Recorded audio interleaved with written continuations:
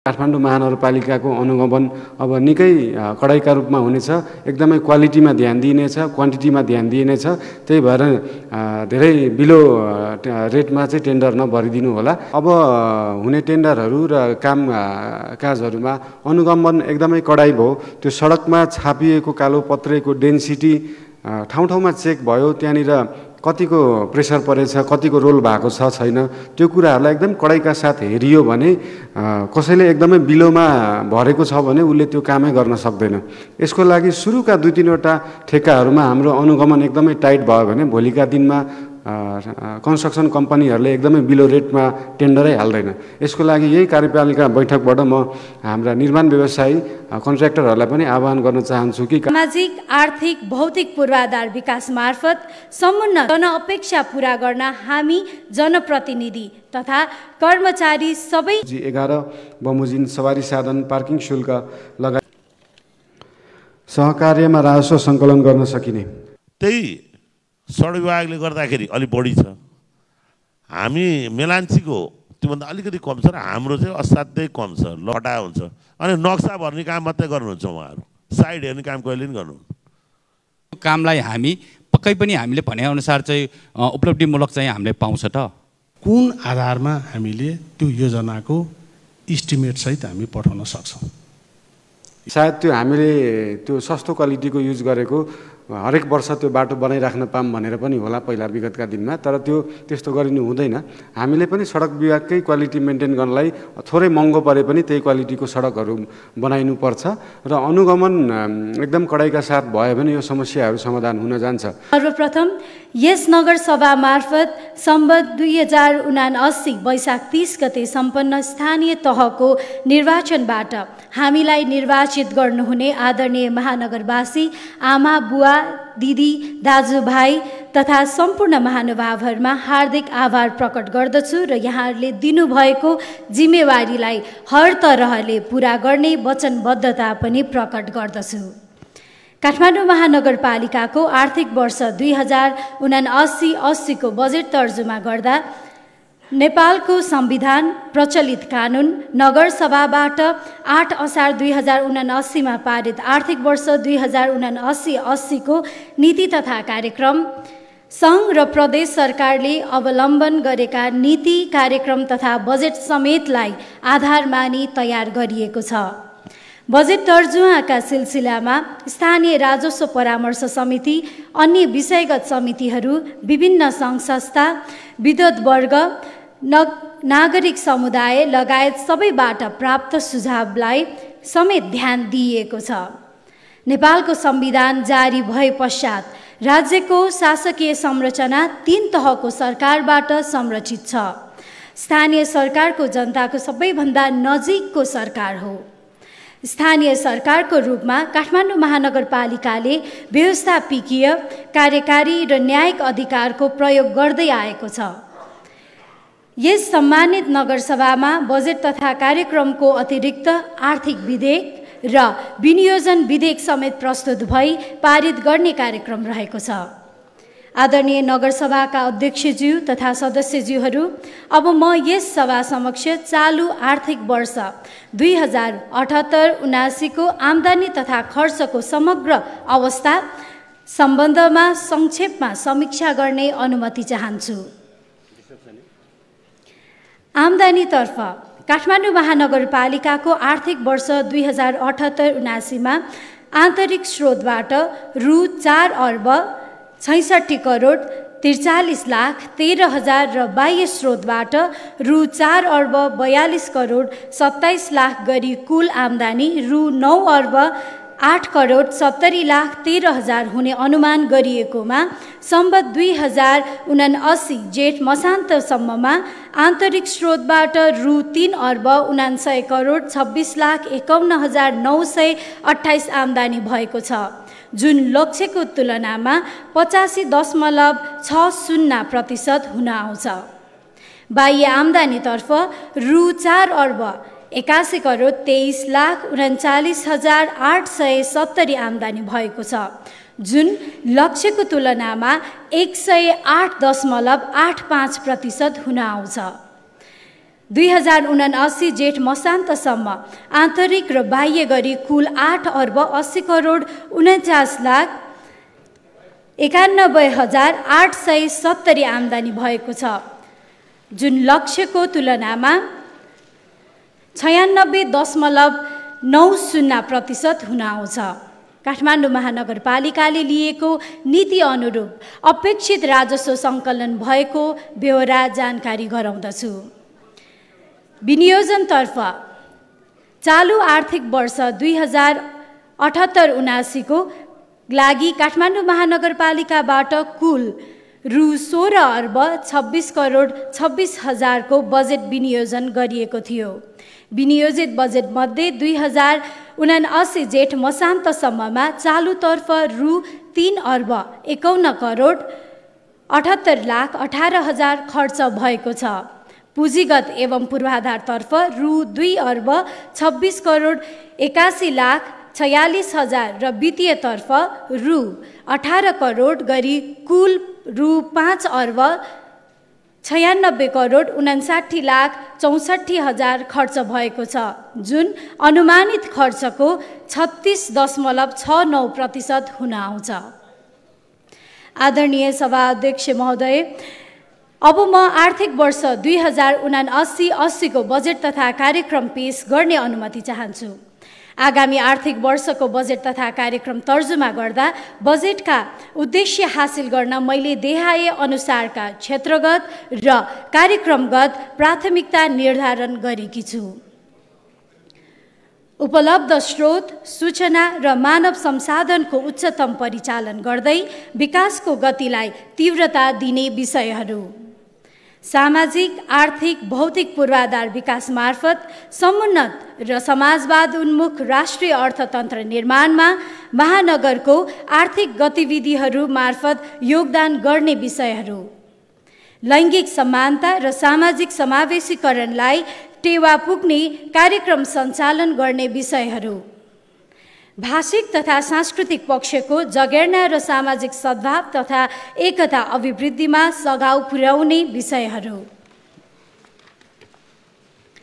काठमाडौँ महानगरपालिकाको नीति तथा कार्यक्रमलाई साकार पार्न आगामी आर्थिक वर्ष 2079-80 का लागि कुल रु 25,41,96,96,000 अनुमानित बजेट तथा कार्यक्रम तयार गरिएको छ।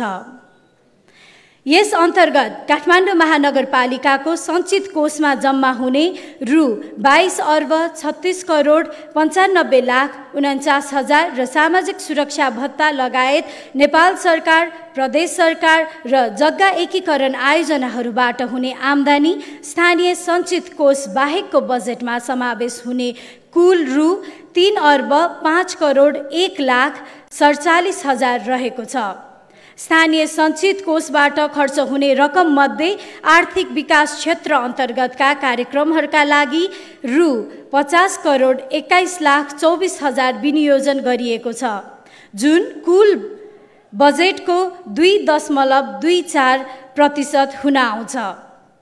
कार्यालय सञ्चालन तथा प्रशासनिक क्षेत्रका लागि रु 4,68,98,60,000 विनियोजन गरिएको छ, जुन कुल बजेटको 20.96% हुन्छ।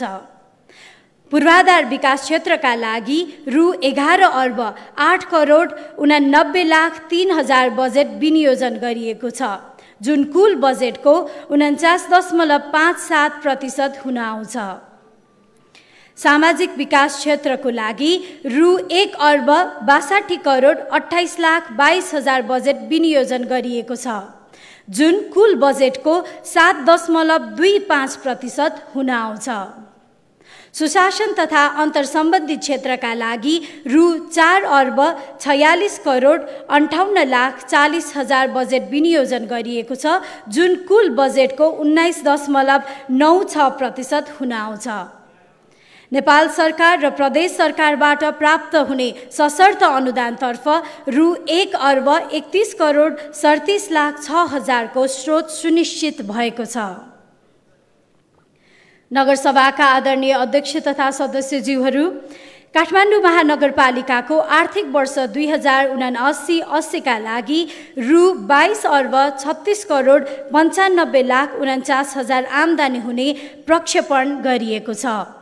नेपाल सरकार र प्रदेश सरकारबाट प्राप्त हुने सशर्त अनुदानतर्फ रु 1,31,37,06,000, आन्तरिक आयतर्फ रु 11,95,00,00,000 बैंक मौजात समेत गरी कुल रु 16,80,01,00,000, राजस्व बाँडफाँडतर्फ रु 3,41,37,73,73,000 र समानीकरण अनुदानतर्फ 84,19,70,000 आम्दानी हुने प्रक्षेपण गरिएको छ। यसैगरी नेपाल सरकारबाट प्राप्त हुने सामाजिक सुरक्षा भत्ता बापत रु 1,65,00,00,000 प्राप्त हुने प्रक्षेपण गरिएको छ। नेपाल सरकार र प्रदेश सरकारबाट प्राप्त हुने कार्यक्रमहरूका लागि रु 52 करोड र जग्गा एकीकरण आयोजनाको लागि रु 88,01,47,000 आय प्रक्षेपण गरिएको छ। आगामी आर्थिक वर्षको बजेट तथा कार्यक्रममा विशेष महत्त्व मानिने योजनाहरूमा काठमाडौँ महानगरपालिका क्षेत्रभित्रका हिटी, मठ मन्दिर र ऐतिहासिक तथा पुरातात्विक सम्पदाहरूको संरक्षण र सम्वर्धन गर्ने मुख्य रहेको छ। ओडा कार्यालयहरूलाई सेवा प्रवाह, विकास निर्माण र प्रत्यक्ष जनचाहना पूरा गर्ने कार्यालयको रूपमा विकास गर्ने उद्देश्यका साथ चालु आर्थिक वर्षको भन्दा झन्डै दोब्बर बजेट विनियोजन गरिएको छ। काठमाडौँ महानगरपालिका केन्द्रीय कार्यालय रहेको ओडा नम्बर 11 स्थित हरिभवनको प्रबलीकरण, विद्युतीय सार्वजनिक सवारी यातायात, सरकारी, सार्वजनिक, निजी, गैर सरकारी संस्थाहरूको परिसरमा रहेको खाली जग्गामा पोखरी निर्माण, पानी पुनर्भरण विशेष कार्यक्रम, महानगर उज्यालो कार्यक्रम, डबलीको पुनर्स्थापना र एम्फिथिएटर निर्माण, सामुदायिक विद्यालयहरूको भौतिक पूर्वाधारमा गुणात्मक सुधार, वेस्ट टु एनर्जी जडान, वेस्ट टु एनर्जी प्लान्ट जडान, त्यसैगरी डिजिटल अर्बन सिक्योरिटी सिस्टमका लागि सीसीटीभी, बस स्टपमा परम्परागत शैलीको फल्चा निर्माण, महानगरपालिकाको विपद जोखिम नक्साङ्कन, आवधिक योजनालाई अन्तिमता, त्यसैगरी ई गभर्नेन्स मास्टर प्लान, दमकल स्टेसनको विस्तार, घर घरमा गई ज्येष्ठ नागरिकको स्वास्थ्य परीक्षण तथा औषधि वितरण,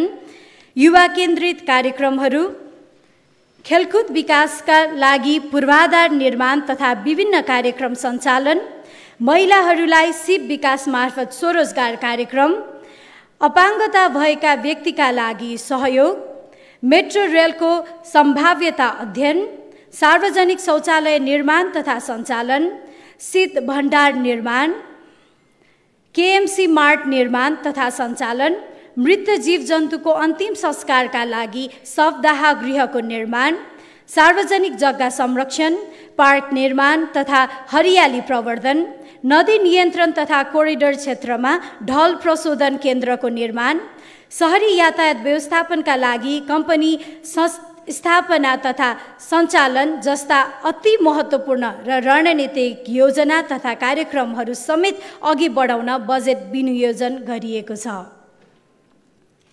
आगामी आर्थिक वर्षका लागि यस सम्मानित सभाबाट पारित भएको नीति तथा कार्यक्रमले निर्दिष्ट गरेका एकीकृत सिप विकास कार्यक्रम, महानगर ई लाइब्रेरी, ओडा ओडामा मेलमिलाप केन्द्र र महिला सेल गठन तथा सञ्चालन, न्यायिक समिति राष्ट्रिय सम्मेलन, ओडा तहमा कानुनी परामर्श सहितको सेवाग्राही सहजता केन्द्र सञ्चालन, इन्द्रजात्रालाई अन्तर्राष्ट्रिय जगतमा परिचित गराउन विशेष कार्यक्रम सञ्चालन, अनुसन्धान तथा विकास रिसर्च एन्ड डेभलपमेन्ट, बाजा सङ्ग्रहालय, कला संस्कृतिको संरक्षण विशेष कार्यक्रम, आविष्कार केन्द्र, सहरी स्वास्थ्य क्लिनिकलाई सहरी स्वास्थ्य प्रवर्धन केन्द्रमा स्तरोन्नति गर्ने जस्ता महत्त्वपूर्ण कार्यक्रमहरूका लागि समेत बजेट विनियोजन गरेका छौँ। आगामी आर्थिक वर्षमा शिक्षा, स्वास्थ्य, फोहोर मैला व्यवस्थापन, सम्पदा संरक्षण तथा सम्वर्धन र पूर्वाधार विकासलाई विशेष महत्त्व दिई बजेट विनियोजन गरिएको छ। महानगरपालिकाको प्रशासनिक सुधार, मितव्ययी र सुशासनयुक्त कार्यक्रमहरू सञ्चालन गरी महानगरले निर्धारित गरेका लक्ष्य हासिल हुने विश्वास लिएकी छु। हामीबाट सञ्चालित विकासका गतिविधिहरूले समयमा नै लक्ष्य हासिल गरी जनअपेक्षा पूरा गर्न हामी जनप्रतिनिधि तथा कर्मचारी सबै उच्च निष्ठा, प्रतिबद्धता र सकारात्मक सोचका साथ अघि बढ्न आवश्यक रहेको छ। अन्तमा यस सांस्कृतिक सहरको संरक्षण, सम्वर्धन र प्रवर्धनले हाम्रो ऐतिहासिक, पुरातात्विक र सांस्कृतिक महत्त्वलाई अझ उजागर गर्ने कुरामा विश्वास लिएकी छु।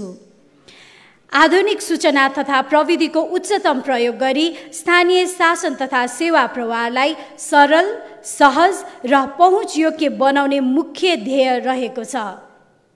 काठमाडौँलाई स्वच्छ, सफा, हरियाली, सुरक्षित र जीवन्त सहरको रूपमा विकास गर्ने हाम्रो मूल उद्देश्य साकार पार्नका लागि सम्पूर्ण महानगरवासी, महानगरपालिकाका कर्मचारीहरू, करदाता महानुभावहरू, विकास साझेदार सङ्घ संस्थाहरू, सरकारी, गैर सरकारी तथा सामुदायिक सङ्घ संस्थाहरू, सञ्चार जगतप्रति हार्दिक अपिल गर्दछु। यस बजेटको सफल कार्यान्वयनमा सबै पक्षहरूको साथ र सहयोग समेत रहने अपेक्षा गरेकी छु। धन्यवाद।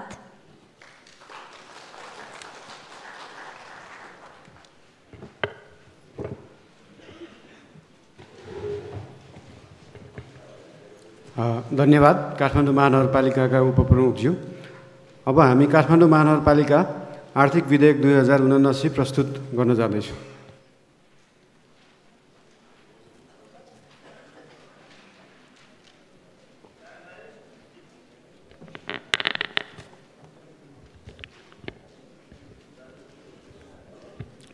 नमस्कार जोजलपा। प्रमुख अतिथि श्री सङ्घीय मामिला तथा सामान्य प्रशासन मन्त्री माननीय राजेन्द्र प्रसाद श्रेष्ठज्यू, उहाँको धर्मपत्नी अञ्जली बज्राचार्यज्यू, काठमाडौँ महानगरपालिकाका उपप्रमुखज्यू, प्रमुख प्रशासकीय अधिकृतज्यू र उपस्थित सम्पूर्ण नगरसभाका सदस्यज्यूहरू, कर्मचारी साथीहरू, काठमाडौँ महानगरपालिकाको अर्थ सम्बन्धी प्रस्तावनालाई कार्यान्वयन गर्न बनेको आर्थिक विधेयक 2079। काठमाडौँ महानगरपालिकाको आर्थिक वर्ष 2079-80 को अर्थ सम्बन्धी प्रस्तावलाई कार्यान्वयनको लागि स्थानीय कर, शुल्क, दस्तुर र जरिवाना सङ्कलन गर्न छुट दिन तथा अन्य आय सङ्कलनको प्रशासनिक व्यवस्था गर्न वाञ्छनीय भएकाले नेपालको संविधानको धारा 230 बमोजिम काठमाडौँ महानगरपालिकाको नगरसभाले यो ऐन जारी गरेको छ। संक्षिप्त नाम र प्रारम्भ। यस ऐनको नाम काठमाडौँ महानगरपालिका आर्थिक विधेयक 2079 रहेको छ। यो ऐन 2079 साल श्रावण 1 गतेदेखि काठमाडौँ महानगरपालिका क्षेत्रभित्र लागू हुनेछ। सम्पत्ति कर। काठमाडौँ महानगरपालिका क्षेत्रभित्र अनुसूची 1 बमोजिम महानगरपालिका क्षेत्रभित्रका घर र जग्गा सम्पत्ति कर लगाई असुल उपर गरिनेछ। घरको मूल्याङ्कन अनुसूची 2 अनुसार घरको बनोटको आधारमा राजकट्टी अनुसूची 3 अनुसार र जग्गाको मूल्याङ्कन अनुसूची 4 अनुसार गरिनेछ। भूमि कर।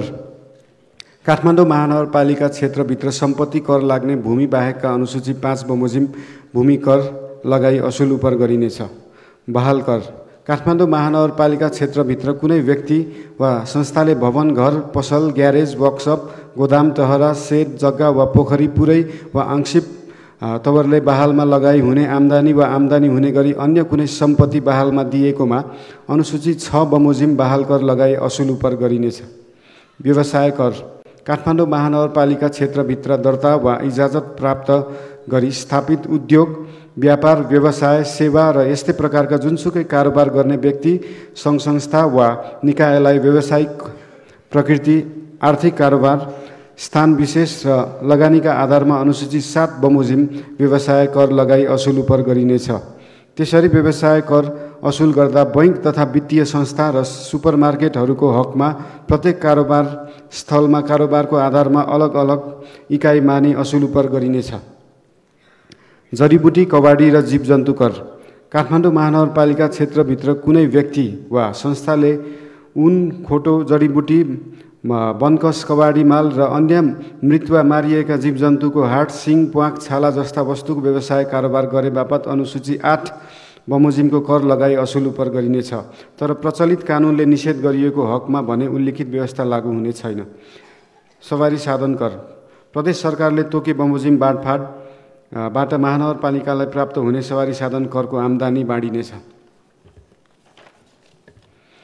विज्ञापन कर। काठमाडौँ महानगरपालिका क्षेत्रभित्र हुने विज्ञापनमा अनुसूची 9 बमोजिम दरमा विज्ञापन कर लगाई असुल उपर गरिनेछ। मनोरञ्जन कर। काठमाडौँ महानगरपालिका क्षेत्रभित्र हुने र शुल्क लिई सञ्चालन गरिने जुनसुकै प्रकारको मनोरञ्जन व्यवसायमा प्रदेश सरकारले तोकेको दरमा मनोरञ्जन कर लगाई असुल उपर गरिनेछ। बहाल बिटौरी शुल्क। काठमाडौँ महानगरपालिका क्षेत्रभित्र आफूले निर्माण, रेखदेख वा सञ्चालन गरेका वा सार्वजनिक ऐलानी प्रति जग्गा वा भवनमा हाट बजार वा पसल वा विशेष मेला पर्वमा अनुसूची 10 मा भएका व्यवस्था अनुसार बहाल बिटौरी शुल्क लगाई असुल उपर गरिनेछ। सवारी साधन पार्किङ शुल्क। काठमाडौँ महानगरपालिका क्षेत्रभित्र कुनै सवारी साधन पार्किङ सुविधा उपलब्ध गराए बापत अनुसूची 11 बमोजिम सवारी साधन पार्किङ शुल्क लगाई असुल उपर गरिनेछ। साथै पार्किङ व्यवसाय सञ्चालन गर्ने व्यक्ति वा संस्थाले काठमाडौँ महानगरपालिकाबाट पूर्व अनुमति लिएको हुनुपर्नेछ। ट्रेकिङ र राफ्टिङ शुल्क। काठमाडौँ महानगरपालिका क्षेत्रभित्र ट्रेकिङ वा राफ्टिङ सेवा वा व्यवसाय सञ्चालन गरे बापत अनुसूची 12 बमोजिम शुल्क लगाई असुल उपर गरिनेछ। सेवा शुल्क दस्तुर। काठमाडौँ महानगरपालिकाले निर्माण, सञ्चालन वा व्यवस्थापन गरेका अनुसूची 13 मा उल्लिखित स्थानीय पूर्वाधार र उपलब्ध गराइएको सेवामा सेवाग्राहीबाट सोही अनुसूचीमा व्यवस्था भए बमोजिम शुल्क लगाई असुल उपर गरिनेछ। पर्यटन शुल्क। काठमाडौँ महानगरपालिकाले तोकेका स्थानहरूमा पर्यटक प्रवेश गर्दा अनुसूची 14 मा उल्लिखित दरमा पर्यटन शुल्क लगाइनेछ। जरिवाना। काठमाडौँ महानगरपालिका क्षेत्रभित्र निषेध गरिएका सार्वजनिक सडक तथा फुटपाथमा सवारी साधन पार्किङ वा व्यापार व्यवसाय गर्ने वा फोहोर मैला तथा निर्माण सामग्रीबाट उत्सर्जित फोहोर एवं प्रचलित कानुन विपरीतका कार्य गरेमा त्यस्तो सामान जफत गर्ने वा लिलामी गर्दा अनुसूची 15 बमोजिम जरिवाना गरिनेछ। घर जग्गा रजिस्ट्रेसन शुल्क। काठमाडौँ महानगरपालिका क्षेत्रभित्र घर, जग्गा वा अन्य सम्पत्तिहरूको रजिस्ट्रेसन पारित गर्दा लाग्ने रजिस्ट्रेसन शुल्क प्रदेश सरकारले तोके बमोजिम हुनेछ। विभाज्य कोष सम्बन्धी व्यवस्था। महानगरपालिकाले प्रचलित कानुन बमोजिम सङ्कलन गर्ने प्रदेश सरकारलाई हस्तान्तरण गर्नुपर्ने प्रकृतिका राजस्वहरू यस कोषमा जम्मा गरी तोकिएको बमोजिम बाँडफाँड गरिनेछ। सहकार्यमा राजस्व सङ्कलन गर्न सकिने। राजस्व सङ्कलन गर्दा उपत्यका स्थानीय तहहरू साथै अन्य सेवा प्रदायक सङ्घको सहकार्य प्रभावकारी हुने देखिएमा नगर कार्यपालिकाले निर्णय गरी सहकार्यमा राजस्व सङ्कलन गर्न सक्नेछ। कर तथा शुल्क सङ्कलन कार्यविधि। यस ऐनमा भएका व्यवस्था यसै बमोजिम र अन्यका हकमा यस ऐनसँग नबाजिने गरी कर तथा शुल्क सङ्कलन सम्बन्धमा काठमाडौँ महानगरपालिका नगर कार्यपालिकाले तोके बमोजिम हुनेछ। अन्य व्यवस्था। काठमाडौँ महानगरपालिका विभाग, वडा तथा अन्य कार्यालयहरूबाट सेवा प्रवाह गर्दा सेवाग्राहीले बुझाउनु पर्ने कर, शुल्क, दस्तुर तथा जरिवानालाई सेवासँग आबद्ध गरी अनिवार्य असुल उपर गरी सेवा प्रवाह गर्नुपर्नेछ। वडा कार्यालयहरूबाट कर निर्धारण गरी असुल गर्दा वडाध्यक्ष वा निजले तोकेको वडा सदस्यको समन्वयमा गरिनेछ। अन्य स्थानीय तहमा कानुन बमोजिम दर्ता नवीकरण भएका कम्पनी, फर्म, सङ्घ, संस्थाहरूले सार्वजनिक खरिद प्रक्रिया सहभागी हुन काठमाडौँ महानगरपालिका पुनः व्यवसाय दर्ता गर्नुपर्ने छैन। महानगरपालिकाबाट प्रवाह हुने सेवा प्राप्त गर्न तोकिएको बमोजिम शुल्क, दस्तुर बुझाएकोमा सेवा प्राप्त नगरेको वा करदाताले तिर्नु बुझाउनु पर्ने रकम दाखिला गरेको तर कर निर्धारण भई कागज प्रमाण प्राप्त नगरेका अवस्थामा सेवाग्राही वा करदाताले बुझाएको त्यस्तो रकमको हिसाब मिलान गर्न सेवाग्राही वा करदाताले माग गरेमा बढीमा 5 आर्थिक वर्षभित्र हिसाब मिलान गरिनेछ। महानगरपालिका क्षेत्रभित्र भवन निर्माण गर्न नक्सा दरखास्त पेश गरी नक्सा पास बापत तोकिएको दस्तुर बुझाएकोमा कुनै कारणले नक्सा पास हुन नसकी सेवाग्राहीले सेवा प्राप्त नगरेको अवस्थामा दस्तुर बुझाएको मितिले 3 वर्षभित्र दस्तुर फिर्ता माग गर्न आएमा दस्तुर बुझाएको रकमको 15% कट्टा गरी नक्सा दरखास्तवालालाई बाँकी रकम महानगरपालिकाले फिर्ता गर्न सक्नेछ। यसै ऐन बमोजिम भएको मानिने यो ऐन जारी हुनु अघि भए गरेका व्यवस्थाहरू यसै ऐन बमोजिम भए गरेको मानिनेछ। नियम वा कार्यविधि बनाउन सक्ने काठमाडौँ महानगरपालिका नगर कार्यपालिकाले यस ऐनमा भएका व्यवस्थाहरूलाई कार्यान्वयन गर्नका लागि आवश्यक नियम वा कार्यविधि बनाउन सक्नेछ। साबिक बमोजिम हुने यस ऐनमा उल्लेखित व्यवस्था यसै बमोजिम र उल्लेखित नभएको हकमा साबिक बमोजिम नै हुनेछ। बाधा अड्काउ फुकाउ यस ऐनको कार्यान्वयनको क्रममा कुनै बाधा आइपरेमा काठमाडौँ महानगरपालिका नगर कार्यपालिकालाई बाधा अड्काउ फुकाउन अधिकार रहनेछ। खारेजी साबिकमा काठमाडौँ महानगरपालिकाले लागू गर्दै आएका व्यवस्थाहरू यस ऐनसँग प्रतिकूल देखिएमा प्रतिकूल भएको हदसम्म खारेज हुनेछन्। धन्यवाद।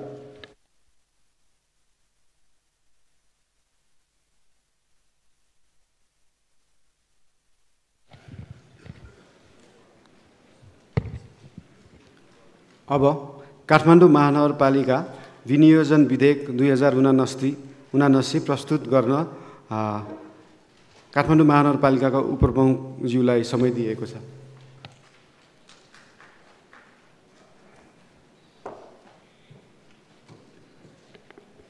पुनः एकपटक यहाँहरू सबैजनालाई नमस्कार। जोजलपा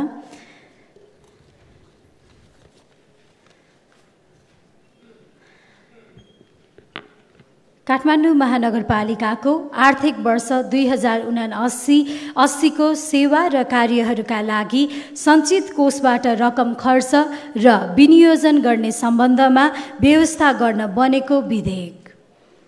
प्रस्तावना काठमाडौँ महानगरपालिकाको आर्थिक वर्ष 2079-80 को सेवा र कार्यहरूको लागि सञ्चित कोषबाट रकम खर्च गर्ने अधिकार दिन र सो रकम विनियोजन गर्न वाञ्छनीय भएकोले नेपालको संविधानको धारा 229 को उपधारा 2 बमोजिम काठमाडौँ महानगरपालिका नगरसभाले यो ऐन बनाएको छ। संक्षिप्त नाम र प्रारम्भ। 1. यस ऐनको नाम काठमाडौँ महानगरपालिका विनियोजन ऐन 2079 रहेको छ। 2. यो ऐन सम्बत 2079 श्रावण 1 गतेबाट लागू हुनेछ। परिभाषा कार्यपालिका भन्नाले काठमाडौँ महानगरपालिकाको नगर कार्यपालिकालाई सम्झिनु पर्दछ। नगरसभा भन्नाले काठमाडौँ महानगरपालिकाको नगरसभालाई सम्झिनु पर्दछ। ओडा समिति भन्नाले काठमाडौँ महानगरपालिकाको ओडा समितिलाई सम्झनु पर्दछ।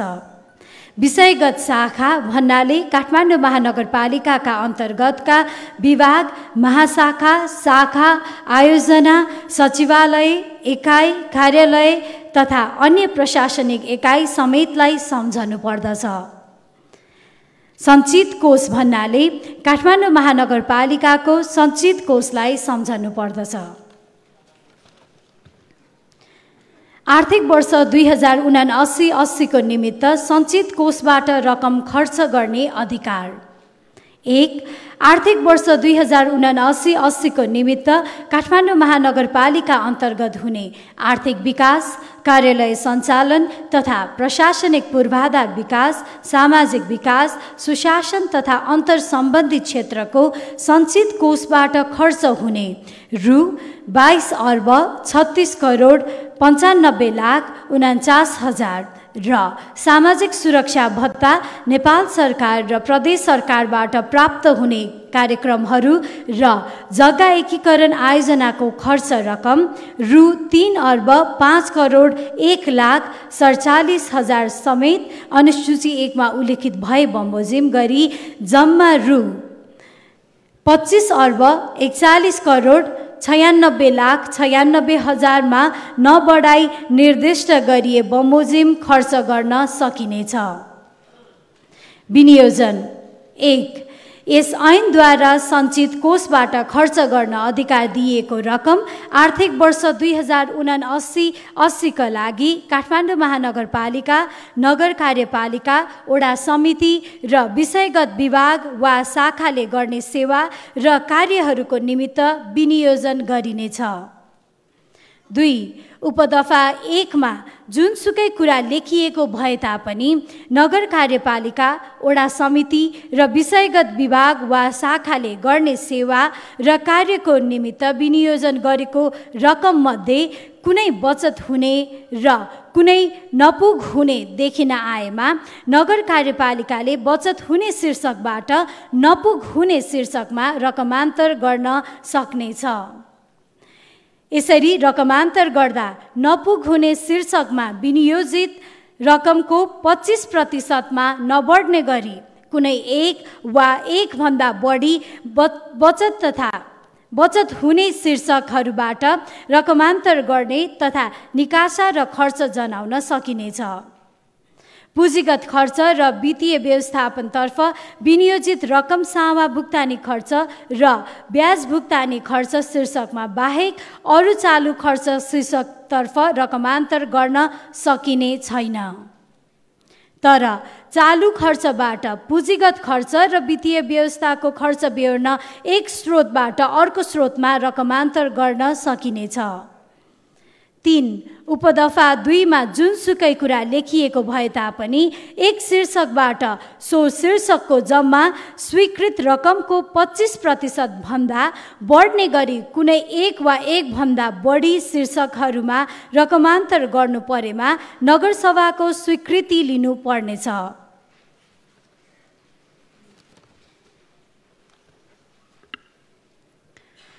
सञ्चित कोषबाट विनियोजन हुने रकम र आर्थिक वर्ष 2079-80 को अनुमानित व्यय अनुसूची 1 मा रहेको पनि यहाँहरूलाई जानकारी गराउँदछु। 90 को हकमा तुरुन्तै कारबाहीको प्रक्रिया अगाडि बढाउन सक्ने गरी एउटा व्यवस्था भयो भने अझ राम्रो होला भन्ने लाग्छ। अरू त सबै अब आफै समितिमा बसेर काम गरेको हिसाबले चाहिँ हामीले धेरै अध्ययन गरेका छौँ, यस विषयमा धेरै छलफल गरेका छौँ।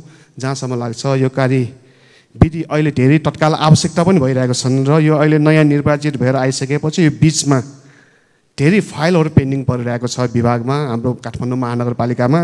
उपभोक्ता समितिले गर्नेहरू धेरै चाहिँ अब चाहिँ दबाब दिइरहेको अवस्था छन्। सामान नोक्सान भयो, यस्तो भयो उस्तो भयो, तपाईँहरूको चाहिँ फाइल हाम्रो दोस्रो किस्त लिन पाइएन, तेस्रो किस्त लिन पाइएन भन्ने विभिन्न समस्या भएकोले म आफै पनि मेरो साहबले पनि धेरैचोटि रिक्वेस्ट गरिसकेँ, प्रशासकीय प्रमुखज्यू उपमेयरज्यूलाई पनि धेरै भनिसकेको छु। तर आज यो एजेन्डा पनि यसमा ल्याइदिएकोमा यहाँलाई पनि धेरै धेरै धन्यवाद दिन चाहन्छु। धन्यवाद।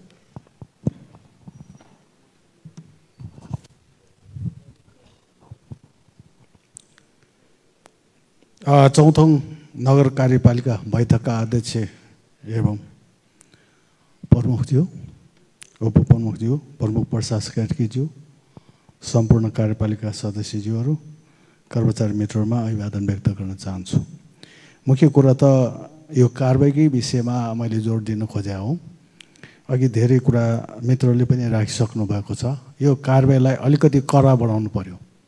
यदि हामीले अहिले निर्माण कार्य गरिरहँदा अरू कार्य गरिरहँदाखेरि समयमा नभएको कुरा सबैले यो चाहिँ ज्ञान भएर नै यो ल्याएको जस्तो देखिन्छ। वास्तवमा यो अनिवार्य हो। तर जो निर्णयकर्ता हुन्छ नि, अब यहाँ कन्ट्र्याक्टर मात्र होइन, निर्णयकर्ता, यदि वडा अध्यक्षले त्यो निर्णय गरेको र त्यो क्षति बेहोर्नुपर्छ भने निर्णयकर्तालाई पनि क्षति बेहोर्ने गरी यहाँ ल्याउनु पर्यो। यदि मैले भने अरूको चाहिँ दोष नहो, यदि मैले वडा अध्यक्ष 15 वडा निर्णय गर्दा कुनै त्यहाँ क्षति भयो र अनुगमन गर्दा त्यो क्षति देखियो भने मैले तिर्नुपर्छ, त्यो क्षति मैले बेहोर्नुपर्छ होइन। अरूलाई दोष दिएर हुँदैन, स्वयं निर्णयकर्ता जवाफदेही हुने किसिमबाट यो चाहिँ कार्यविधि चाहिँ आउनु पर्यो। अब खालि कन्ट्र्याक्टर मात्र भने भोलि कन्ट्र्याक्टर र म मिल्ने अनि कन्ट्र्याक्टरको दोष दिएर म उम्किन पाउँदैन।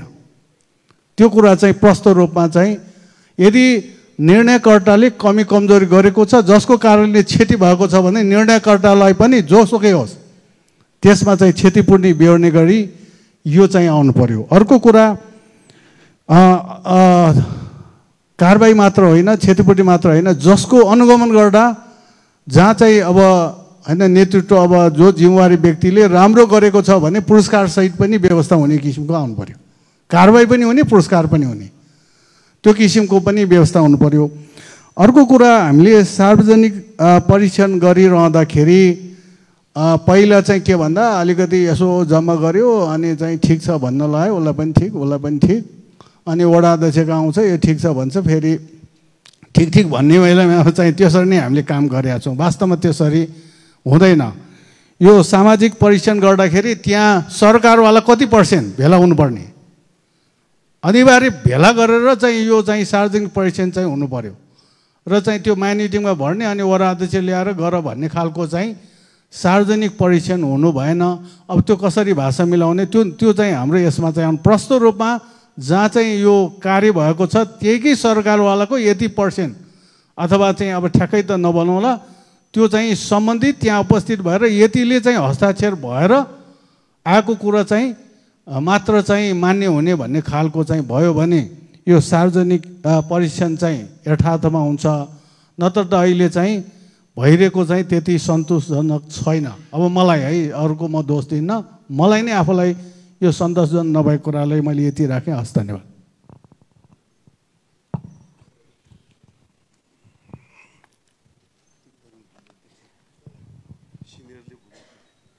धन्यवाद प्रमुखज्यू, उपप्रमुखज्यू, प्रशासकीय प्रमुखज्यू र कार्यपालिकाका सम्पूर्ण सदस्यहरूमा न्यानो अभिवादन जजलभा व्यक्त गर्न चाहन्छु। प्रमुख कुरा भनेको यहाँ यो उपप्रमुखको संयोजकत्वमा गर्ने भनेछ, तर कुन नगरपालिकाको उपप्रमुख? अब सबैले भन्छ यसमा भएको त नगरपालिकाकै प्रमुख, महानगर काठमाडौँ महानगरपालिकै भन्ला, तर यहाँ चाहिँ परिभाषामा प्रमुखको चाहिँ प्रमुख पनि प्रशासकीय अधिकृत पनि महानगरपालिका भन्नाले, नगरसभा भन्नाले, कार्यपालिका भन्नाले, ऐन भन्नाले, सबै भन्नाले काठमाडौँ महानगरपालिकाको चाहिँ भन्नु छ। अनि उपप्रमुख चाहिँ त्यहाँ परिभाषामा दिनु पर्दैन। त्यसकारण चाहिँ यो उपप्रमुख चाहिँ कुन महानगरपालिका कुन नगरपालिकाको चाहिँ उपप्रमुखले संयोजकत्व गर्ने हो, त्यसको जवाब चाहियो। त्यति मात्रै भन्न चाहन्छु। हस्त, धन्यवाद। यस कार्यपालिका बैठकका मेयर साहब, उपमेयर साहब, मैले मेयर साहब उपमेयर साहब किनभने म मेयर साहबै भन्छु भनेर आजै मेयर साहब भनेर सम्बोधन गरेँ। प्रशासकीय प्रमुखज्यू, सम्पूर्ण कार्यपालिकाका सदस्यज्यूहरूलाई मेरो नमस्कार। मैले एउटा सानो अनुभव मात्र भन्न खोजेको, यो जुन कारबाही भनेको चिज गर्नै पर्छ। किन भन्दाखेरि हामीले एउटा काम गऱ्यौँ, वडाबाट चाहिँ के काम गऱ्यौँ भन्दाखेरि जुन पानी बग्ने ठाउँमा चाहिँ पिच गर्दाखेरि 1 वर्ष नटिक्ने, त्यो पिच उब्काएर चाहिँ मैले अब हाम्रो चाहिँ वडाबाट चाहिँ समितिबाट निर्णय गरेर चाहिँ ब्लक बिछाउने भन्दाखेरि त्यहाँ टोलवासीहरू आएर घेर्न आयो। घेर्न आएपछि अवश्य के गर्न लाग्नु भयो, कहीँ हुन्छ पिच उब्काएर पनि ब्लक राखिन्छ र भनेपछि उहाँले राख्नु दिन्न भनेर पनि हाम्रो चाहिँ अब त्यहाँ विवाद भयो। पछि समाधान के भयो भन्दाखेरि हामी ब्लक राख्छौँ तर 5 वर्ष वारेन्टीका साथ हुने ब्लक राख्छौँ, जो कि त्यो ठाउँमा चाहिँ पिच गर्दाखेरि 6 महिना 1 वर्ष टिक्दैन भनेपछि त्यो ठाउँमा हामीले पिच राख्यौँ। आज पनि तपाईँहरू अनुगमन गर्न जान्नुहुन्छ भने 5 वर्ष भयो त्यो ब्लक जस्ता तस्तै छ। कुनै ठाउँमा चाहिँ त्यो मतलब चाहिँ मेलन्चीले एनइएले भत्काएको ठाउँमा बाहेक अरू ठाउँमा हामीले जति पनि ठाउँमा चाहिँ पिच उब्काएर चाहिँ ब्लक राख्यौँ 5 वर्ष टिक्ने। जुन महानगरपालिकाबाट जति पनि पिच हुन्छ 6 महिनाभन्दा बढी टिकेको छैन। यो चाहिँ मेरो वडा मात्र होइन होला, अरू वडामा पनि होला। यसलाई पनि महानगरपालिकामा के गर्नु पर्यो भन्दाखेरि जुन पिच गर्छ त्यसको स्तर उन्नति हुने गरेर स्तरको चाहिँ मापदण्ड चाहिँ तोक्नु पर्यो। महानगरपालिकाबाट पिच भएको मेरो मात्र वडामा होइन, 4 नम्बर वडामा जाँदाखेरि 3 नम्बर वडामा जाँदाखेरि जहाँ पनि कम सल पिच किन हुन्छ। हामीले एउटा पिच गर्दै 8 वर्ष 10 वर्ष टिक्ने चाहिँ हिजो एनसिसिएनले गरेको पिच आज त सडक विभागले पनि गरेको छैन। यसमा चाहिँ महानगरपालिकामा चाहिँ हामीले सडक विभागलाई पनि समन्वय गरेर चाहिँ पिच कम्तीमा गर्दाखेरि 10 वर्ष टिक्ने हुनु पर्यो।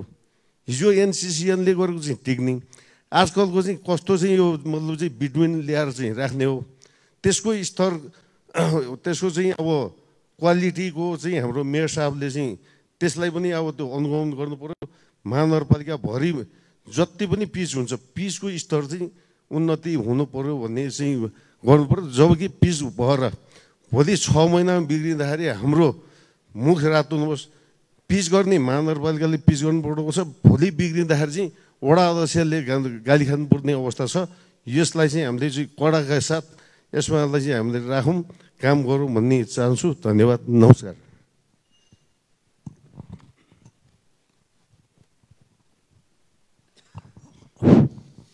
प्रमुखज्यू, उपप्रमुखज्यू, प्रशासकीय प्रमुखज्यू र सम्पूर्ण वडा मित्रहरू, कार्यपालिका साथीहरू, मिडियाकर्मी साथीहरू र पत्रकार मित्रहरूमा नमस्कार।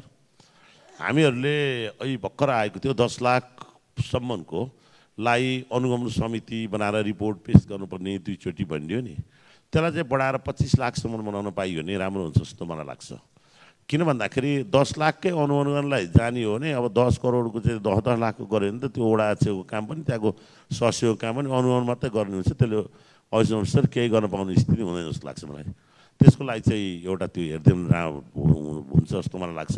र अर्को कुरो अहिले भर्खर हाम्रो राजेन्द्रजीले उठाउनु भएको छ, किन यो नेपाल सरकारको एउटा ऐन नियम कानुन भनेको खानेपानीले मेलान्चीले पिच गर्दा एउटा रेट, सडक विभागको अर्को रेट र काठमाडौँ महानगरपालिकाको रेट किन लो कस्टको राखिएको छ?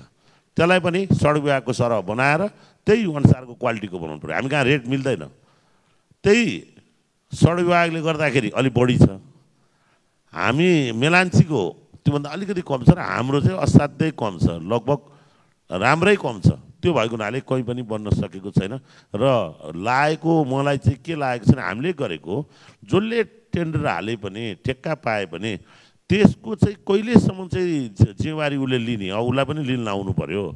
आज पिच गर्छ, पानी पर्यो भत्क्यो भनेर 1 महिनापछि जनताले घेर्न आउँछन्, कहाँ आउँछन्? ओडामा आउँछन्। तर त्यो केन्द्रीय योजनाहरू ओडाले लगभग हेरेको हुन्छ होला, प्राविधिक पनि केन्द्रबाटै गएको हुन्छ, त्यो प्राविधिक ओडामा आउँदैन। मलाई आज यहाँ हाम्रो निर्माण समितिको प्रमुखहरू पनि राखेर मिटिङ गरिदिनु भए सबभन्दा राम्रो हुन्थ्यो। हामी कहाँ 12 वटा विभागहरू छन्, विभागीय प्रमुखहरूलाई ल्याएर राखिदिनु भयो भने यस्ता कमी कमजोरी के हुन् भन्ने कुरो त उहाँहरूलाई थाहा हुन्छ नि। आज हामी वडा कार्यपालिका सदस्यहरू बस्यौँ, प्रमुख उपप्रमुख बस्यौँ, प्रशासकीय अधिकारी बस्नुभयो, तर रोग के हो भन्ने कुरो त विभागीय प्रमुखहरूलाई थाहा होला नि। जुन मलाई अब कार्यपालिकाको बैठक बस्दाखेरि 12 वटै प्रमुखहरूलाई राखेर त्यसको राम्रो कुरो अनि उहाँहरूलाई प्रायोरिटी दिने, कहीँ केही त्रुटि भएको कुराहरूलाई उहाँहरूलाई थाहा छ, त्यसबाट उहाँहरूसँग सँगै मिटिङमा राखियो भने सोध्न प्रति प्रश्न गर्न पनि सहिलो हुनेछ। किन काठमाडौँको सडक बिग्रियो, किन यहाँको ढल चाहिँ माथि ठुलो तल सानो हालियो, यहाँको सडकहरू के भएर बिग्रेको, त्यसको रोग त जोहरू त्यो उसमा हुनुहुन्छ उहाँहरूलाई थाहा हुन्छ नि। हामी कहाँ एउटा केन्द्रबाट गएका ओभरसियरहरू कहिले चाहिँ फिल्डमा गएका छन्, कहिल्यै गएका हुँदैनन्। त्यो नगएको कारणले पनि साइड हेर्ने भनेर महानगरले खटाएको हुन्छ, अनि नक्सा भर्ने काम मात्रै गर्नुहुन्छ उहाँहरू, साइड हेर्ने काम कहिले पनि गर्नुहुन्न। महानगरपालिकाका ओभरसियरहरू जुन प्राविधिक हुनुहुन्छ उहाँहरूलाई मैले दोष लागेन, उहाँले ठुलो मेहनतका साथ गर्नुभएको छ, तर उहाँलाई जुन साइड हेर्न गएको थियो त्यो साइडमा कतिचोटि पुग्नुभयो र अहिले भर्खर ईश्वर दाइले भन्नुभएको थियो नि, त्यही एरियाको मान्छेहरूलाई सोध्नुहोस् त्यहाँको साइड ओभरसियर को हो भने चिन्दैन। अनि त्यहाँ काम बिग्रेपछि आउने कहाँ? ओडामा आउने, ओडा आएर झगडा गर्छौँ। अब को इन्जिनियर ओभरसियर फोन गर्यो, गएको छु हेरेको छु भन्छ, काम भए हुँदैन, आएकै हुँदैन। ओडामा शुद्ध ओडामा सम्पर्क गर्ने भनेर यहाँ पठाउनुपर्छ जस्तो मलाई लाग्छ, नत्र भने हाम्रा केन्द्रबाट पठाइन्छ के हेरेर आउँछन् थाहा छैन। त्यो हेर्ने वातावरण बनाइयोस्, त्यो अहिलेको 10 लाखलाई 25 लाखसम्म बनाउँदा ठिक होला जस्तो लाग्छ मलाई, किनभने अनुगमन गर्दाखेरि 25 लाख बनाउँदा ठिक हुन्छ जस्तो लाग्छ। र अन्य कुरा आयो भने फेरि बोलौँला। हस्, नमस्ते।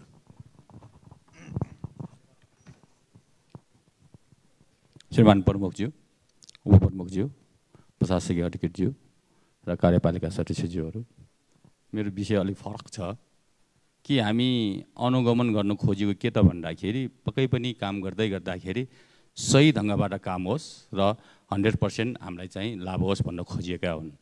तर हामी अहिले काम गर्दै गर्दाखेरि हामीले नै बनाएको इस्टिमेटमा हामीले टेन्डर पठाउँछौँ, त्यो टेन्डर कतिमा पार्छ भन्दा कमसेकम 60% बेलोसम्मलाई पार्छ भने हामीले बनाएको इस्टिमेटमा उसले 40%मा कसरी काम गर्छ? अनि त्यो 40% गरिएको कामलाई हामी पक्कै पनि हामीले भनेअनुसार चाहिँ उपलब्धिमूलक चाहिँ हामीले पाउँछ त। त्यो कारणले गर्दाखेरि हामी अब टेन्डर पठाउँदै गर्दाखेरि त्यसमा पनि हामीले मार्जिन राख्नु पर्यो, कमसेकम 10% या 20%, अनि मात्र हामीले गुणस्तर चाहिँ ठेकेदारहरू पाउन सक्छ र हामी 100% अनि हामीले काम पाउन सक्छौँ। यो टेन्डर प्रक्रिया पठाउने चिजलाई नै त्यसमा पनि हामीले चाहिँ यो अनुगमन तथा मूल्याङ्कनमा हामीले राख्नु पर्यो।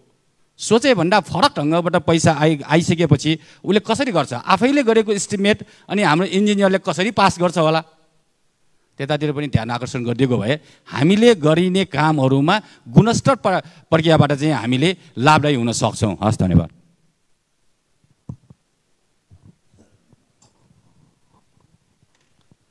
उपस्थित सबैलाई नमस्कार। आजको यो अनुगमन तथा मूल्याङ्कन समिति गठन हुने कुरा साह्रै खुसी लाग्यो। यो विगतमा हामीले प्रयास गरेको हाम्रो अपेक्षा र मेहनतले आज यो गठन हुन लागेको छ।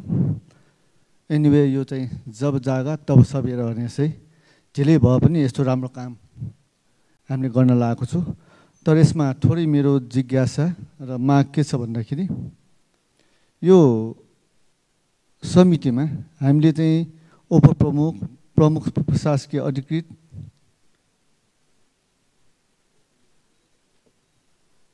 अनि प्रमुखले तोकेको 1 जना महिला सहित कार्यपालिका सदस्य 2 जना, सार्वजनिक निर्माण विभागका प्रमुख, कानुन तथा मानव अधिकार विभागका प्रमुख, योजना अनुगमन इकाइ प्रमुख, यी सबै चाहिँ हाम्रो इन हाउस, हाम्रो आफ्नै संस्थाको भित्रको मात्र रह्यो होइन।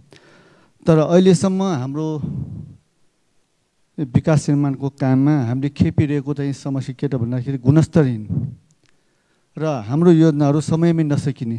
त्यो भएको कारणले काठमाडौँ महानगरपालिकाको काममा चाहिँ सरकारी कामको चाहिँ पर्या भनेकै गुणस्तरहीन काम र यो विभिन्न आशयले हामीले प्रश्न गर्छन्। त्यो भएको कारणले आजभोलि पब्लिक अडिटको कुरा भइरहेछ। सार्वजनिक रूपमा हामीले गरेको सार्वजनिक संस्थाहरूको काम चाहिँ सार्वजनिक रूपमा परिचालन हुनुपर्छ भन्ने जुन विश्वव्यापी प्रचलन अभ्यास भइरहेछ, यसलाई हामीले पनि अङ्गीकार गरौँ, आत्मसात गरौँ भन्ने हिसाबले कम्तीमा स्टेक होल्डरबाट चाहिँ 1 जना चाहिँ हामीले चाहिँ यसलाई सहभागी गरौँ, प्रतिनिधित्व गराउन सक्यौँ भने कम्तीमा यो काम गर्दै जाँदाखेरिको कन्फ्लिक्टको कुराहरू न्युट्रलाइज हुन्छ। हामी कन्फ्लिक्ट म्यानेजमेन्टलाई पनि रेस्पेक्ट गरौँ भन्ने हिसाबले हो। दोस्रो कुरा चाहिँ अब हामी विकासे निकाय पनि हो, विकास गर्दै जाँदाखेरि हामीले चाहिँ अब यस्ता कुराहरूलाई पनि कन्फ्लिक्ट न्युट्रलाइज गर्न सक्यौँ भने हाम्रो चाहिँ अब जवाफदेहिताको हिसाबले पनि हामी थोरै त्यो कुरालाई पनि हामीले रेस्पेक्ट गराए जस्तो, सम्बोधन गराए जस्तो हुन्छ। मेरो विचारमा स्टेक होल्डरबाट जुन हाम्रो चाहिँ अब इन हाउस रिप्रेजेन्टेटिभ होइन कि बाहिरबाट 1 जना लिउँ। अर्को कुरा यो योजना अनुगमन, मूल्याङ्कन र प्रतिवेदन लेखनसम्मको यो प्राविधिक कुरा पनि छ होइन। यसमा चाहिँ अब 1 जना चाहिँ चाहेको खण्डमा होइन कि 1 जना विशेषज्ञ, त्यसले चाहिँ उचित अब कन्सल्टेन्सी फी दिएर चाहिँ हामीले हायर गरौँ। यहाँ चाहिँ 1000-2000 मात्रै मेरो विचारमा राम्रो सेवा सुविधा आउला जस्तो छैन। 1000-2000 भनेको आजको चाहिँ समयमा कुन चाहिँ विज्ञले चाहिँ हामीले सल्लाह देला, सेवा देला। त्यो भएको कारण यसलाई पनि उहाँहरूको सेवा अनुसारको उचित मूल्याङ्कन गरेर सेवा शुल्क पनि यसलाई बढाइस् भन्ने चाहिँ म माग गर्न चाहन्छु। धन्यवाद।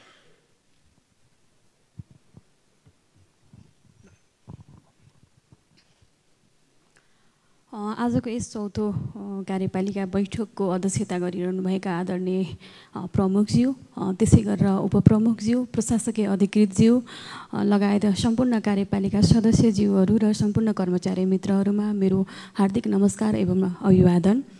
मैले थोरै यो के भन्छ अनुगमन तथा मूल्याङ्कन कार्यविधि 2079 पारित गर्दाखेरि हामीले गरेका छलफलहरूकै विषयमा र यो हामीले प्राप्त गरेको प्रतिवेदनको दफा नम्बर 5 मा वडा स्तरीय अनुगमन समिति जो हामीले बनाउने भनेर प्रस्ताव गरेका छौँ।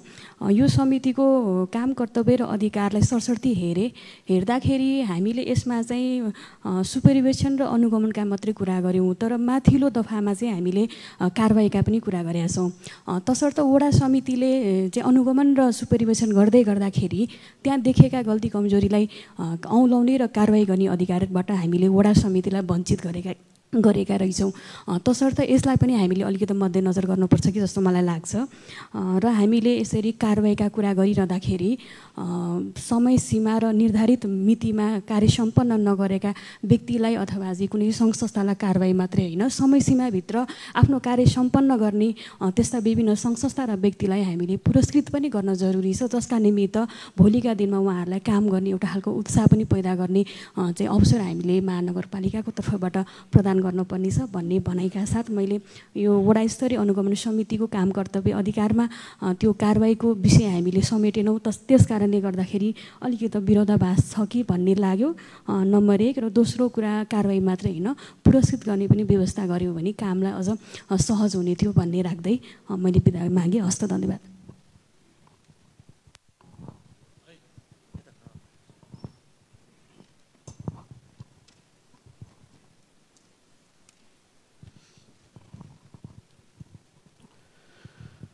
चौथो कार्यपालिकाको बैठकको अध्यक्षता गरिराख्नुभएका काठमाडौँ महानगरपालिकाका प्रमुखज्यू, उपप्रमुखज्यू, प्रमुख प्रशासकीय अधिकृतज्यू, कार्यपालिकाका सदस्यज्यूहरू, कर्मचारी मित्रहरू र सञ्चारकर्मीहरू, सबैलाई नमस्कार। आज आएका एजेन्डाहरूमा यो अनुगमन तथा मूल्याङ्कन कार्यविधि 2079 स्वीकृत गर्ने विषयमा जुन छलफल भएको छ, स्वभावैले अहिले आएका सल्लाह सुझाव जिज्ञासाहरू यी सबै कुराहरू हेर्दा अहिले यो चिजलाई आजको आजै पास गरेर हतारिनु अलि मनासिब हुन्न कि जस्तो लाग्यो। यसको लागि छिटै नै अर्को कार्यपालिकाको बोर्ड बैठकबाट हामीले निर्णय गर्नु राम्रो हुन्छ। समय अझै आएका सुझावहरूलाई फेरि एकपल्ट अध्ययन गरेर हामीले यो कार्यान्वयनमा जान सक्यौँ भने राम्रो हुन्छ। तर यसको मतलब धेरै लामो समयसम्म लँगारेर जान खोजेको होइन, छिटै नै कार्यपालिकाको बैठकबाट निर्णय गर्नु राम्रो हुन्छ। किन भन्दाखेरि क्वालिटी र क्वान्टिटी यो दुवै चिजलाई विशेष ध्यान दिनुपर्ने अवस्था छ। यो कता कता ल्याप्सेसहरू देखियो भन्ने गुनासोहरू आएको छ, स्वभावैले हामीले अनुभूत गरेका कुराहरू आएका छन्, त्यसकारण यसलाई विशेष ध्यान दिनुपर्छ भन्ने लाग्छ। र अर्को कुरा, हामी कस्तो ट्र्यापमा परेका छौँ भने काठमाडौँ महानगरपालिकाले दर रेट तय गर्नुपर्ने, त्यो नेपाल सरकारले जिल्ला रेट दर रेट तयार नगरिकन महानगरपालिकाले एकैचोटि गरिहाल्दैन। अब हामी बजेट अथवा योजनाहरू इस्टिमेट सहित तयार गर्दा हामी अप्ठ्यारोमा कहाँ छौँ भने 79-80 को लागि योजना र त्यसको लागि आवश्यक रकम सहित हामीले तय गर्नुपर्ने हुन्छ। यतिखेरसम्म आगामी आर्थिक वर्षको दर रेट हामीसँग प्राप्त छैन। कुन आधारमा हामीले त्यो योजनाको इस्टिमेट सहित हामी पठाउन सक्छौँ? यो आज होइन, यो वर्षौँ वर्षदेखि हामीले झेलेको समस्या हो। आज कुनै एउटा योजना 20 लाखको पठायौँ, तर भोलि अर्को आर्थिक वर्षको लागि हो नि, तर त्यो 20 लाखको योजना त्यो दर रेट नयाँ संशोधन भएर आएपछि त्यो 22 लाख पर्न सक्छ, 23 लाख पनि हुनसक्छ। अनि हाम्रो दर रेट एउटा, हाम्रो इस्टिमेसन अर्को, ठ्याक्कै मिल्दैन। त्यसकारण छिटोभन्दा छिटो त्यो जिल्ला दर रेट हामीले प्राप्त गर्न जरुरी छ। यसको निम्ति नेपाल सरकार जिल्ला दर रेट निर्धारण गर्नेहरूलाई, त्यो निकायलाई हामीले घचघचाउनु जरुरी छ। यो अत्यन्तै साझा विषय छ, यो सबैको निम्ति जरुरी भइसकेको विषय छ। र म के भन्न चाहन्छु भने यो साँच्चै हामी विगतदेखि हामीले भोगेको मेलम्चीले पाइपलाइन बिछाउँदा भत्काएका ठाउँहरू अनि पानीको प्रेसर टेस्ट गर्दा भत्काएका ठाउँहरू, बेलैमा नबनाइदिएर सारा महानगरवासीहरूले समस्या झेल्नु परेको अवस्था। त्यसलाई सकेसम्म चाँडै उसले फर्काएको चिजहरू जस्ताको तस्तै बनाइदिने जिम्मेवारी उसको हो। हामीले धेरैचोटि प्रयत्न गऱ्यौँ तर सुनवाई खासै भएको छैन, कार्यान्वयन भएको छैन। त्यस्तो अवस्थामा उसले गर्नुपर्ने ड्युटी नगरेपछि या त उसलाई तुरुन्तै कारबाही गरेर अर्को विकल्पतिर जानु पर्यो, होइन भने हामीले उसले नगरेका कामहरू महानगरपालिकाले आफूले गरेर उसँग पैसा पेनाल्टी लिनुपर्छ।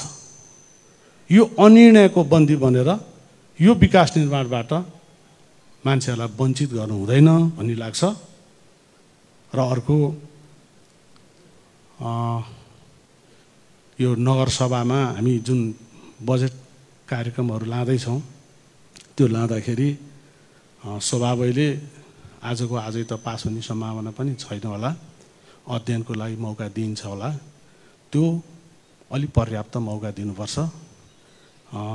नीति कार्यक्रम जसरी हामीले पर्याप्त समय लिएर अध्ययन गरेर सल्लाह सुझावहरू पायौँ, यो बजेटको लागि अलि बढी समय चाहिन्छ होला, यता अलिक ध्यान दिनुपर्छ कि जस्तो लाग्छ।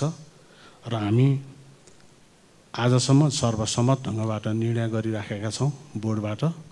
भविष्यमा पनि चाहे बोर्डबाट होस् चाहे नगरसभाबाट हामीले सर्वसम्मत ढङ्गबाट निर्णय गर्ने गरी सबैको सल्लाह सहमतिलाई हामीले सँगालेर निर्णय प्रक्रियामा जानुपर्छ। यति भन्दै आफ्नो भनाइ टुङ्गाउँछु। धन्यवाद, नमस्ते। धन्यवाद कार्यपालिका सदस्यज्यूहरू। प्रस्तुत भएका छलफलका विषयहरूमा केही कुरा राख्न चाहे मैले। हाम्रो नेसनल प्रोक्युरमेन्ट एक्ट जुन हुन्छ त्यो आधारमा हामीले टेन्डर प्रोसेसहरू गरेका हुन्छौँ। त्यो आधारलाई चाहिँ मानेरै हामीले हाम्रो महानगरपालिकाको छुट्टै प्रोक्युरमेन्ट एक्ट बनाउन सकिँदैन। उदाहरणको रूपमा जुन 40% बिलो जान्छन्, 20% बिलो जान्छन्, त्यसलाई हामीले रोक्न सक्दैनौँ। हामीले हजुरले भन्नुभयो जस्तै 20% भन्दा मुनि जान नसकिने भनेर तोकियो भने सबैले 20% नै बिलो हालिदिन्छन्, कसलाई सेलेक्ट गर्ने भन्ने कुरा हुन्छ। यसको सबै कुराको जरा चाहिँ अनुगमन मोनिटरिङसँगै जोडिएको छ। र रह्यो कुरा सडक विभागले बनाएको बाटोको क्वालिटी र हाम्रोमा किन फरक हुन्छ।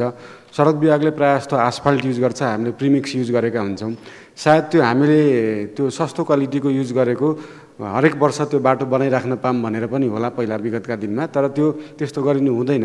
हामीले पनि सडक विभागकै क्वालिटी मेन्टेन गर्नलाई थोरै महँगो परे पनि त्यही क्वालिटीको सडकहरू बनाइनुपर्छ। र अनुगमन एकदम कडाइका साथ भयो भने यो समस्याहरू समाधान हुन जान्छ। उदाहरणको रूपमा अब हुने टेन्डरहरू र कामकाजहरूमा अनुगमन एकदमै कडाइ भयो। त्यो सडकमा छापिएको कालो पत्रेको डेन्सिटी ठाउँ ठाउँमा चेक भयो, त्यहाँनिर कतिको प्रेसर परेछ, कतिको रोल भएको छ छैन, त्यो कुराहरूलाई एकदम कडाइका साथ हेरियो भने कसैले एकदमै बिलोमा भरेको छ भने उसले त्यो कामै गर्न सक्दैन। यसको लागि सुरुका 2-3 वटा ठेक्काहरूमा हाम्रो अनुगमन एकदमै टाइट भयो भने भोलिका दिनमा कन्स्ट्रक्सन कम्पनीहरूले एकदमै बिलो रेटमा टेन्डरै हाल्दैन। यसको लागि यही कार्यपालिका बैठकबाट म हाम्रा निर्माण व्यवसायी कन्ट्र्याक्टरहरूलाई पनि आह्वान गर्न चाहन्छु कि काठमाडौँ महानगरपालिकाको अनुगमन अब निकै कडाइका रूपमा हुनेछ। एकदमै क्वालिटीमा ध्यान दिइनेछ, क्वान्टिटीमा ध्यान दिइनेछ। त्यही भएर धेरै बिलो रेटमा चाहिँ टेन्डर नभरिदिनु होला। यसको सबै जरा चाहिँ अनुगमनमै रहेको छ।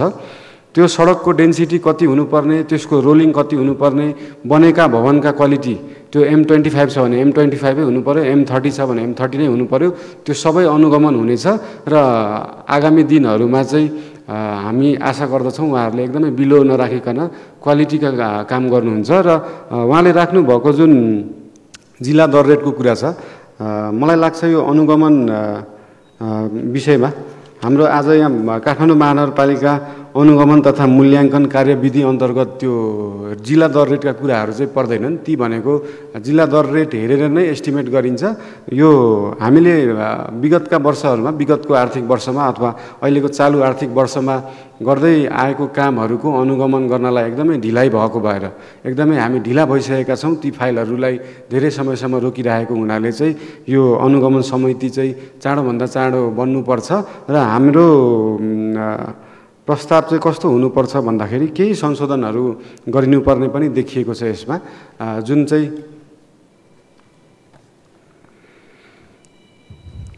चाहिँ आजको कार्यपालिका बैठकबाट चाहिँ हामीले यसलाई संशोधन हुने गरी उचित संशोधन हुने गरी चाहिँ प्रस्ताव राख्न सक्छौँ जस्तो लाग्छ।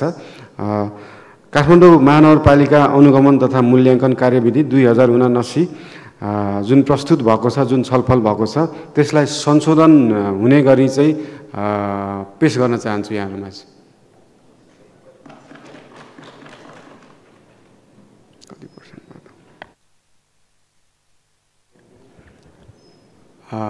काठमाडौँ महानगरपालिकाको अनुगमन तथा मूल्याङ्कन कार्यविधि 2079 संशोधन हुने गरी केही उचित संशोधनहरू हुने गरी चाहिँ पास भएको घोषणा गर्न चाहन्छु र प्रस्ताव नम्बर 5 मा रहेको विविधतर्फ आज केही नभएकाले आजको कार्यपालिका बैठक यही समाप्त भएको घोषणा गर्न चाहन्छु। धन्यवाद।